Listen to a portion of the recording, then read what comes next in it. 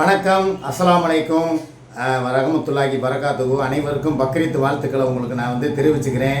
இந்நேரம் எல்லா நாடுகள்லையும் எல்லா ஊர்லேயும் பக்ரீத் கொண்டாடிக்கிட்டு இருக்கிற அனைத்து இஸ்லாமிய சகோதரர்களுக்கும் மற்றும் அடுத்து கிடா வெட்டி அதை பங்கு போட்டு குர்பான் கொடுத்து ஏழை எளிய மக்களுக்கும் சொந்த பந்தங்களுக்கும் உற்றார் உறவினர்களுக்கும் அக்கம் பக்கத்து வீட்டார்களுக்கும் கறியை கொடுப்பதற்கு தயாராகி கொண்டிருக்கும், குர்பானை நிறைவேற்றுவதற்கு தயாராக கொண்டிருக்கும் அத்தனை உள்ளங்களுக்கும் அஸ்ஸலாமு அலைக்கும் வரஹ்மத்துல்லாஹி பரகாத்துஹு.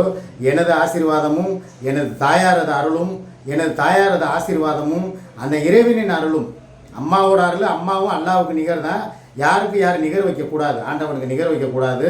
இருந்தாலும் பெத்த தாயோட அந்த ஆசீர்வாதமும் என் தாயோட ஆசீர்வாதம் எங்கள் அம்மா உங்கள் அம்மா மாதிரி தான். அதனால் அவங்க ஆசீர்வாதமும் எங்கள் இறைவனுடைய ஆசீர்வாதமும் உங்களுக்கு எல்லாத்துக்கும் நல்ல ஒரு பரக்கத்தையும் ஒரு நல்ல ஒரு செல்வ செழிப்பையும் ஒரு நல்ல ஒரு ரஹமத்தையும் கொடுக்கறதுக்காக இந்த ஆண்டவர்கிட்ட நான் துவா பண்ணிவிட்டு இந்த உரையை நான் ஆரம்பிக்கிறேன். வணக்கம். சரியா, காலையிலே இந்த குல்லா போட்டுட்டு உட்காந்துட்டேன். பள்ளியாசலுக்கு போனானா என்னன்னு தெரியலை. ஆனால் கரெக்டாக பக்ரீத்து ரம்ஜான்னா டக்குன்னு குழா போட்டுட்டு உட்காந்துடுறேன்னு சொல்லி அவனா சொல்லுவாங்க. அதுக்காகத்தான் அதை நான் வேணான்னு சொல்லி எடுத்து வச்சிட்டேன். சரியா, சொல்கிறது வாழ்த்துக்கள் சொல்கிறதுக்காக போட்டேன். Right, okay. அடுத்த கட்டத்தில் நம்ம என்ன பண்ண போகிறோம், இப்போ சாப்பாடு பிரியாணி ஆர்டர் கொடுத்தது அதை பற்றிலாம் பேச போகிறேன். தொப்பியை போட்டுக்கிட்டு இதெல்லாம் நான் பேசினேன்னா இந்த புழுகு முட்டை ஊட்ட ஆரம்பிச்சிட்டேன். தொப்பி போட்டுட்டு இப்படிலாம் பேசுகிறானேன்னு சொல்லி என்னை தேவையில்லாமல் எதுலையாவது இது பண்ணி விட்டுருவாங்க. இப்போ அதனால் ஆண்டவன் பாவத்தில் நம்ம விழுக வேணாம். ஏன்னா நான் சொல்ல வர்றது சில விஷயங்கள் உண்மையாக இருக்கும், சில விஷயங்கள் உருட்டாக இருக்கும். அதனால் தொப்பி போட்டுட்டு பேசுகிறானே, பொய் பேசுகிறேன், இவனுக்கு இம்மையிலையும் இல்லை மறுமையிலையும் இவனுக்கு ஆண்டவன் நரகத்தை கொடுத்துருவேன் அப்படின்னு சொல்லி எவனாவது சாபம் விடுவேன். அதுக்காகத்தான் தொப்பியை கலட்டி வச்சிட்டேன். சரியா, அம்மாவோட ஆசீர்வாதம் இருக்குது, அது போதும். இன்று நடக்க வேண்டிய நிகழ்வுகளை பற்றி நான் உன்னை சொல்லியே ஆக வேண்டியது உண்டு. என்னால் நான் ஒரு 5000 பேருக்காவது உணவு கொடுக்கணும். ஏன்னா உணவுலேயே தானத்தில் சிறந்தது அன்னதானம். அதே மாதிரி இந்த பக்ரீத்து ரம்ஜான் அப்படின்னு சொன்னால் ஒரு 10, 50, 100 பேருக்காவது பிரியாணி கொடுக்க வேண்டியது என் கடமை. நான் வருஷம் அதைத்தான் நான் பண்ணிக்கிட்டு இருக்கேன். இந்த வருஷமும் அதை நான் தடை போட மாட்டேன்.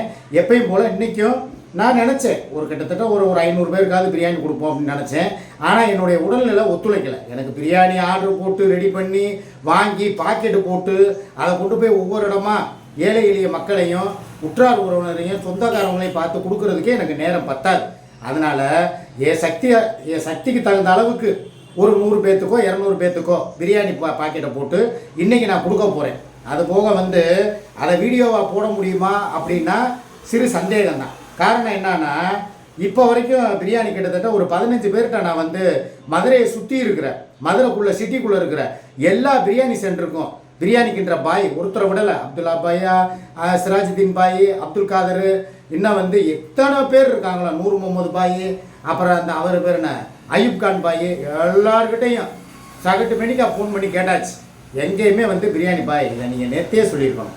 நீங்கள் இன்றைக்கி காலையில் உட்காந்துக்கிட்டு எங்களுக்கு 15 படி பிரியாணி வேணும், 20 படி பிரியாணி வேணும், நான் 500 பேருக்கு சாப்பாடு போடணும், ஒரு 1000 பேருக்கு பிரியாணி போடணும்னா எங்களால் முடியாது பாய், நீங்கள் முன்கூட்டியே சொல்லியிருக்கணும் அப்படின்னு சொல்லி என்னை ரொம்ப வருத்தப்பட்டாங்க. அப்படி இருந்தும் நான் ஒரு தட்ட ஆர்டர் எடுத்துட்டேன். ஒரு 200 பேருக்காவது பிரியாணி கொடுக்குற அளவுக்கு எனக்கு ரெடி பண்ணி தாங்க, அல்லாஹ் தாலா பேரை சொல்லி நான் பிரியாணி இன்றைக்கி கொடுக்கணும் அப்படின்னு சொல்லி இப்போ ஆர்டர் வாங்கிட்டேன். ஏன் நான் என்னால் வீடியோ போட முடியலைங்கிறதுக்கு காரணத்தை சொல்லிடுறேன். ஏன்னா நான் செய்ய போகிற விஷயம் ஒரு நல்ல விஷயம். பக்ரீத்துக்கு உண்மையிலே நான் நினச்சிருந்தது ஒரு குர்பான் கொடுக்கணும்னு தான். ஒரு ஆடு வாங்கி அதை இறைவனுக்காக அதை பலி கொடுத்து அதுக்கப்புறம் அதில் வர்ற கறியை ஒரு 10 பேருக்கு பகிர்ந்து கொடுப்போம், ஒரு 100 பேருக்கு அப்படி தான் நினச்சேன். ஆனால் சந்தர்ப்ப சூழ்நிலை நாங்கள் இப்போ நானும் சூர்யாவும் ஒரு சின்ன ஒரு சபதம் எடுத்திருக்கோம். இந்த வருஷம் இல்லைனாலும் அடுத்த வருஷம் நம்ம சொந்த வீடு கட்டி அந்த சொந்த வீட்டில் குர்பான் கொடுத்து அதுக்கப்புறமா எல்லாருக்கும் நம்ம பிரியாணி விருந்து போடுவோம். இப்போதைக்கு நீ உன் சக்திக்கு தகுந்த மாதிரி ஒரு 100 பேருக்கு 200 பேருக்கு பிரியாணி போடு அப்படின்னு சொல்லியிருக்கா. அதுவும் அவள் வர மாட்டேன்ட்டான். இதில் பெரிய ட்விஸ்ட்டு தான். இவளுக்கு ஃபோன் பண்ணால் எனக்கு சாப்பாடு எங்களுக்கு மாத்திரம் தேவையான அளவு முதல்ல வேணவே வேணான்ட்டான். யார் சுமிங்கிறவ சாப்பாடு நான் காலையில் இவ்வளோ ஆர்வத்தோடு என் பேரன் என் பிள்ளைகளுக்கு சரி இவன் சாப்பிடாமல் இருப்பாளே, எப்போ சாப்பாடு உங்களுக்கு எத்தனை படி வேணும் அப்படின்னு சொல்லி கேட்குறேன். உங்கள் சாப்பாடு வேணாம். இது உண்மையிலே நடந்தது, எங்கள் அம்மா மேலே ஆன. அதாவது நீங்கள் கொடுப்பீங்க, அதை வச்சு வீடியோ போடுவீங்க, சம்மந்தக்காரமாக நாங்கள் எல்லோரும் பக்கத்தில் உட்காந்து அதில் ஒரு விளக்கம் கொடுப்போம், இல்லை ஏதாவது ஒன்று பேசுவோம். உடனே இவன் உட்காந்துக்கிட்டு அதாவது செய்ய போகிறது நீங்கள், காசு உங்கள் காசு. ஆனால் என்னமோ இவ கை காசு கொடுத்து நீங்கள் எனக்கு பிரியாணி வாங்கி கொடுத்தா மாதிரியும், நாங்கள் என்னமோ உங்களோட பிச்சை எடுத்து பிரியாணி திங்கிற மாதிரியும் மீடியாவுக்குள்ளே எங்களை வந்து ரொம்ப பழிக்கிறா, எங்களை ரொம்ப சாபம் விடுறா, இந்த ஓசியில் வந்து பிச்சைக்காரத்தனமாக பிரியாணி வாங்கி திக்கிறாங்க அப்படின்னு சொல்லி என்னைய மாத்திரம் இல்லாமல் சம்மந்தக்காரமாகவே சேர்த்து திட்டுறா.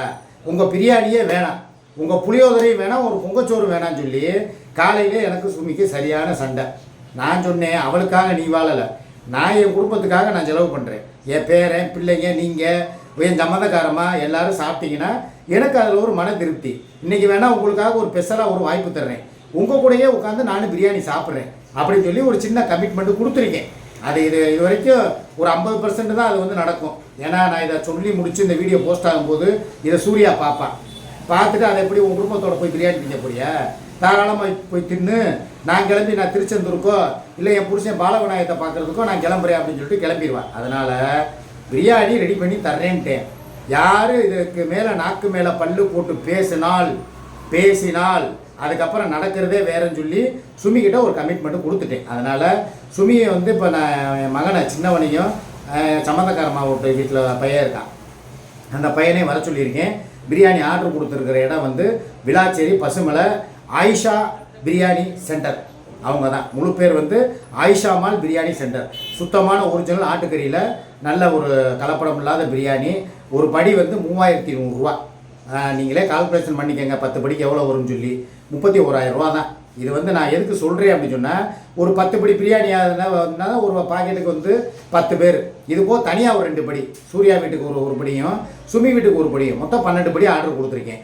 10 படி வந்து ஏழை எளியவர்களுக்கும் சொந்த பந்தங்களுக்கும், மற்றபடி வந்து வயசான முதியவர்கள் இல்லை யார் யார் இருக்காங்களோ அவங்களுக்கும் கொடுத்துட்டு மீதி இருக்கிறத அந்த 2 படியை ஏதோ ஆண்டவன் பேரை சொல்லி நாங்கள் சாப்பிட்டுக்கிறோம். ஏன்னா எங்களுக்கு பல நட்புகள் உதவி செஞ்சுருக்காங்க. அவங்களுக்கு முதல்ல அந்த அல்லாஹ் தாலா முதல்ல நல்ல பரக்கத்தையும் செல்வ செழிப்பையும் கொடுக்கணும்.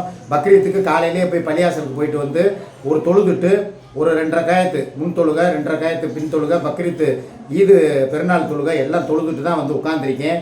அதோடு தான் இந்த வீடியோவும் போடுறேன். அந்த ஆசையும் அல்லாஹ்வுடைய அருளும் எல்லாத்துக்கும் போய் சேரணும். எல்லாருக்கும் எனக்கு நல்ல கமெண்ட் போடுறவன், பேடு கமெண்ட் போடுறவன், என்னுடைய சகோதரர்கள், எனக்கு இவ்வளவு நாளாக உதவுறவங்க, இனியும் உதவிக்கிட்டு இப்போ உதவி செய்ய போகிறவங்க, இந்த ட்ரெஸ்ஸு முதற்கொண்டு தான் நான் எடுத்துருக்கேன். இந்த பாருங்கள், இதுதான் இன்றைக்கி ரம்ஜான் ட்ரெஸ்ஸு. காட்டெல்லாம் சொல்லிடாதீங்க. இந்த பாருங்கள், நல்லா இருக்கா, பார்த்துக்கிட்டிங்களா? இதான் மாமாவுடைய ட்ரெஸ்ஸு. ரம்ஜானுக்கு வந்து எனது மாப்பிள்ளைங்க, எனது சகோதர சகோதரிகள் எனக்கு கொடுத்த இது வந்து நீங்கள் சொல்லலாம். ஏற்கனவே இதே மாதிரி தானே ஒரு ஒயிட் ஷர்ட்டு மேலே பூ போடுது அப்படின்னு. இது வந்து லேட்டஸ்ட்டு, இப்போ 2K கிட்ஸ் போடுறதா. நேற்றே முந்தானால யாரோ சொன்னானுங்க, மாமா நீங்கள் போடுற ட்ரெஸ்ஸு பூரா வந்து பழைய காலத்து ட்ரெஸ்ஸு மாதிரி இருக்குது, 1990 கிட்ஸ் போடுற மாதிரி இருக்குது மாமா, லேட்டஸ்ட்டுக்கு அப்டேட் வாங்கிட்டாங்க, அதனால் அப்டேட் இது சரியா. இனிமேல் இந்த பாக்கெட் வச்ச சட்டை கூட இனிமேல் போட மாட்டேன், நான் சேஞ்ச் பண்ணிக்கிறேன். சொல்ல வந்த விஷயத்தை சுருக்கமாக சொல்லி முடிச்சிடுறேன். சாப்பாடு சுமிக்கு கொண்டு போய் கொடுப்பேன், சூர்யா கொண்டு போய் கொடுப்பேன். ஒரு 100 பேர்த்துக்கு பாக்கெட் போட்டு அதையும் வந்து கொண்டு போய் கொடுப்பேன். பப்ளிஷ் பண்ணலன்னு மாத்திரம் யாரும் கோச்சுக்கிறாதீங்க. பப்ளிஷ் பண்ணனா முடிச்சா பண்ணுறேன். ஏன்னா இப்போவே மணி 10:30 ஆச்சு. சாப்பாடு எனக்கு 1 மணிக்கு தான் ரெடியாகி வருமா. ரெடியாகி கொண்டு போய் கொடுத்துட்டு, ஏன்னா நைட்டு வந்ததே ரொம்ப லேட்டுங்க. நான் வந்தது 1:30 மணிங்க. நான் வண்டி ஓட்டினது எப்படி நீங்களும் பார்த்தீங்கல்ல. அங்கே எத்தனை மணிக்கு எடுத்தேன்? 9 மணிக்கு, 8க்கோ 9க்கோ வண்டி எடுத்தேன். நீங்கள் புளியங்குடி வரும்போது 9 மணி, சூர்யா லைவ் போடும்போது. நான் மதுரை வந்து சேரும்போது 1:30. கண்ணெல்லாம் அப்படியே கோவ பழமாக இருக்குது. கால் 2 கால் அப்படியே வீங்கி போச்சு, என்னால் நடக்க முடியல. குறுக்கு வழி வேறு. இவ்வளோ கஷ்டப்பட்டு நான் இங்கேருந்து கோயம்புத்தூர், சென்னை, மதுரை, குற்றாலம் அப்படின்னு சொல்லி ரவுண்ட் அடிச்சுக்கிட்டே இருக்கேன். உடல் வழியை கூட பார்க்காம. நான் என்ன பண்ணேன், சின்ன பையன் நினப்பு எனக்கு. இப்போ வயசு 37 முடிஞ்சு 38 ஆக போகுது. இன்னமும் சின்ன பையன் மாதிரி இங்கிட்ட அங்கிட்டு ஓடி ஆடி விளாண்டுக்கிட்டு இருக்கேன். ஏதோ ஆண்டவன் எனக்கு அந்த எங்கள் அம்மாவோட இது எனக்கு சக்தியை கொடுக்குது. எங்கள் அம்மாவோட இதுதான் உண்மையிலே சொல்கிறேன். அவங்க வந்து நீ நல்லா இருப்படா, அந்த எனர்ஜியோடு இருப்படா, பூஸ்ட் அம்மா கொடுத்துக்கிட்டே இருப்பேன்டான்னு சொல்ல நான் நல்லா ஆரோக்கியமாக இருக்கேன். இன்னமும் நல்லா ஆரோக்கியமாக இருப்பேன். அதனால் பக்ரீத்துக்கு எனது திட்டம் இதுதான். இதுக்காக அவளை வந்து சுமி வீட்டுக்கு போயிட்டு சும்மா கொஞ்சம் நேரம் இருந்துட்டு அப்புறமா வந்துக்கிட்டு சூர்யா வீட்டில் வந்து இதுக்கே வேலை கிடையாது. சூர்யாவுக்கு வந்து நேரடியாக ஜொமேட்டோ, ஸ்விக்கி மூலமாக வீட்டுக்கு சாப்பாடை கொண்டு போய் கொடுக்க சொல்லிட்டேன், பிரியாணியை. நான் கிளம்பி இப்போ போகிறவன் இன்றைக்கி முழுக்க 100% சொல்கிறேன், என் குடும்பத்தோடு தான் நான் செலவு பண்ண போகிறேன். இதில் எந்த மாற்று கருத்துமே கிடையாது. என் பேரன் கூட ஸ்பெண்ட் பண்ணுவேன், என் பிள்ளைய கூட இருப்பேன், என் பேரனை என் முதுகில் உட்கார வச்சுக்கிட்டு யானை சவாரி போவேன். நல்லபடியாக அவங்க கூட இன்றைக்கி ஃபுல்லாக இருப்பேன். முடிஞ்சால் ஒரு டூர் கூட போடுவேன். யாருமே எதிர்பார்க்காத ஒரு சின்ன சர்ப்ரைஸ், அதையும் சொல்லிடுறேன். ஏன்னா இதை சொல்கிறதுக்கு எனக்கு ரொம்ப மனசுக்கு மகிழ்ச்சியாக இருக்குது. காரணம் என்னென்னா 2 நாளாக வந்து நான் சூர்யா கூட போனேன். 2 நாள் போய் அவள் பிள்ளை குட்டியெல்லாம் விட்டுட்டு எங்கள் பப்புவை விட்டுட்டு அப்படி போய் அந்த ஒரு நம்ம வந்து ஒரு கட்டில் சுகத்துக்காகவும் காமத்துக்காகவும் இந்த குடிக்கும் அடிமையாகி கிடக்கிறோமே, இதே வந்து நம்ம குடும்பத்தோடு போய் ஒரு 2 நாள் இல்லை, ஒரு ஒரு ஒரு ஒரு நாளாவது போய் குடும்பத்தோடு ஸ்பெண்ட் பண்ணால் எப்படி இருக்கும் அப்படின்னு சொல்லி யோசித்து பார்த்தேன். கேட்குறதுக்கே அவ்வளோ சந்தோஷமாக இருந்துச்சு. இதை ஒருத்தர்கிட்ட ஷேர் பண்ணேன். இந்த மாதிரி ஒரு பிளான் வச்சுருக்கேன், போகவா அப்படின்னு கேட்டேன். தாராளமாக போயிட்டு வாங்க அப்படின்னு சொல்லிட்டு இப்போ காலையில் எனக்கு இந்த 10,000 ரூபா பணம் போட்டு விட்டாங்க. குடும்பத்தோடு போகிறேன்னு சொன்ன உடனே பக்ரீத்து செலவுக்கும் என் குடும்பத்துக்கு கூட பெட்ரோல் போட்டு ஏதாவது ஊர் போயிட்டு வாங்கன்னு சொல்லியும் ஒரு